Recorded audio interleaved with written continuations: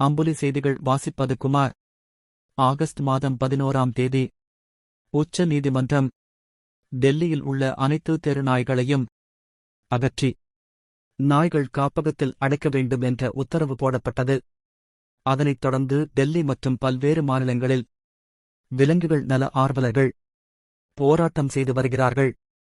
இதன் தொடர்ச்சியாக இன்று ஆகஸ்ட் 17ஆம் தேதி சென்னை எழும்பூரில் 5000க்கும் மேற்பட்ட விலங்கு நல ஆர்வலர்கள் உச்சநீதிமன்ற உத்தரவு எதிர்த்து உத்தரவுக்கு எதிர்ப்பான வாசகங்கள் எழுதிய பதாகைகள் ஏந்தியும் தெரு நாய்களுக்கு ஆதரவான வாசகங்கள் எழுதிய பதாகைகள் ஏந்தியும் ஆகஸ்ட் 11ஆம் தேதி போடப்பட்ட உத்தரவை திரும்பப் பெற வலியுறுத்தியும் தெரு நாய்கள் இங்கு வாழ தார்மீக உரிமை உள்ளது என்றும் அதற்கு முறையாக மருத்துவ உதவியும் உணவும் தங்குமிடமும் அரசாங்கம் தர வேண்டுமென்றும் இவ்வளவு நாள் தெரு நாய்களுக்கு ஒதுக்கப்பட்ட நிதியை தெரு நாய்கள் நலனுக்காக பயன்படுத்தாததை இன்று இந்த உத்தரவு காரணம் என்றும் இனியாவது தெரு நாய்களுக்கு ஒதுக்க வேண்டிய நிதியை சரிவர ஒதுக்கி முறையான மருத்துவ வசதியும் உணவும் இருக்கும் இடத்திலேயே தங்க வசதியும் செய்து தருமாறு.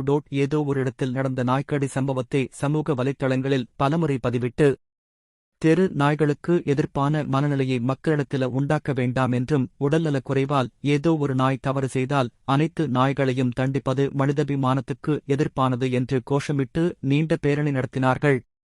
இதில் பல சினிமா பிரபலங்களும் விலங்குகள் நல ஆர்வலர்களும் கலந்து கொண்டார்கள். இந்திய மண்ணில் வாழக்கூடிய ஒவ்வொரு உயிரினத்திற்கும் இங்க வாழ்வதற்கு உரிமை இருக்கு அப்படின்னு சொல்லப்பட்டிருக்கு. ஆனா எல்லா ஒரு இடத்துலயும் அந்த உயிரினம் மனிதன் மட்டும்தான் அப்படின்னு சொல்லப்படல. அதுதான் மிக முக்கியமான ஒரு பாயிண்ட்.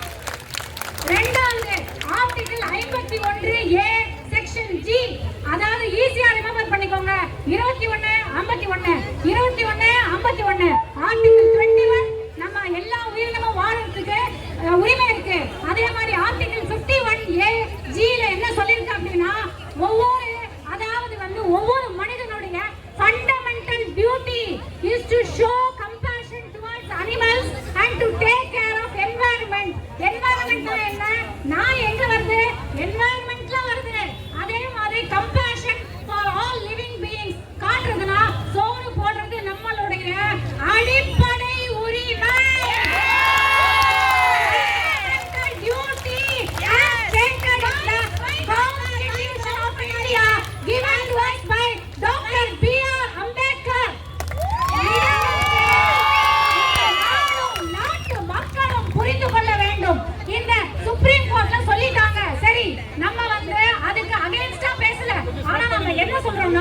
மாற்றா என்ன செய்யலாம்? ஏன்னா எல்லா நாய்களையும் ரவுண்ட் அப் பண்ணி ஃபார் ஆஃப் ஷெல்டர்ல கொண்டு போய் விட்டுருங்கன்னு சொல்றீங்களே, அந்த ஃபார் ஆஃப் ஷெல்டர் எங்கெங்க இருக்கு?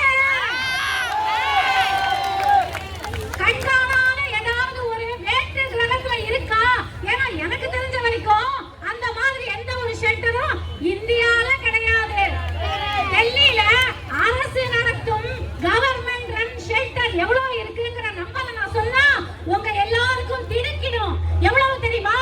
0. அந்த 0த்துல நீங்க எங்க கொண்டு போய் நாயை நட்டு வைப்பீங்களா? அப்ப அது ஒரு உயிர். அந்த உயிருக்கும் இங்க வாழ்வதற்கு ஒரு உரிமை இருக்கு. அந்த உயிர் எந்த இடத்தில் பிறந்ததோ அந்த இடத்தில் வாழ்வதற்கு, அதை பாதுகாப்பதற்கு நமக்கு உரிமை இருக்கிறது. அதனால நம்ம எந்த ஒரு இடத்துலயும் நம்ம அரசமைப்பு சட்டத்துக்கு மாறா நம்ம எந்த ஒரு வேலையை செஞ்சிடலாங்கிற ஒரு தைரியத்தை முதல்ல நம்ம ஒவ்வொருவரும் நம்ம மனசுக்குள்ள கொள்ளணும். அது மட்டும் இல்லாம நம்ம என்ன கேட்கிறோம்? ஒவ்வொரு மாநகராட்சி, ஒவ்வொரு ஊராட்சி, ஒவ்வொரு நகராட்சி, ஒவ்வொரு கிராம பஞ்சாயத்து செய்யாமல் விட்ட வேலையை இங்கு ஒவ்வொரு பொதுமக்களும் செய்து கொண்டிருக்கிறோம். அவங்க என்ன செஞ்சிருக்கணும்? 25 வருஷத்துக்கு முன்னாடி, அதாவது நான் இந்த அரசு அந்த அரசுன்னு யாரையும் நான் சொல்லல, ஒவ்வொரு அரசும் செய்ய மறந்த ஒரு வேலை நாய்களுக்கு தடுப்பூசி போட்டு குடும்ப கட்டுப்பாடு பண்ணி அவர்களுடைய பாப்புலேஷனை நீங்க கண்ட்ரோல் பண்ணிருந்தா இன்னைக்கு ஏங்க அந்த பிரச்சனை வருது?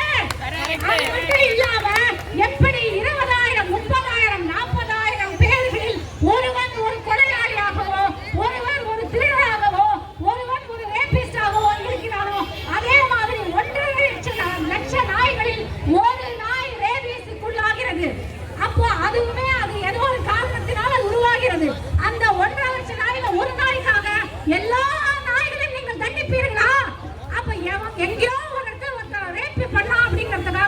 எல்லா